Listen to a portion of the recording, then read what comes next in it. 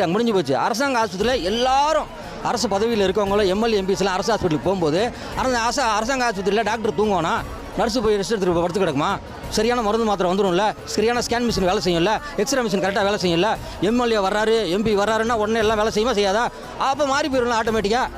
சாதாரண கவர்மெண்ட் பள்ளிக்கூடம் எல்லாருமே படிக்கணும்னு சொல்லிட்டான்னு வச்சுங்களேன். அரசாங்கத்தில் வேலை செய்கிற எல்லாரும் எம்எல்ஏ எம்பிஸ் பையன் கலெக்டர் பையன் எல்லாரும் அங்கே தான் படிக்கணும்னு சொல்லிட்டா ஒரே கக்கூஸ் கழுவாமல் இருக்குமா?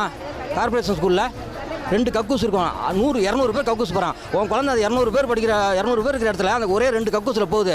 கக்கூஸில் உள்ள படம் வராது, சொறி வராது, இன்ஸ்பெக்ஷன் வராது.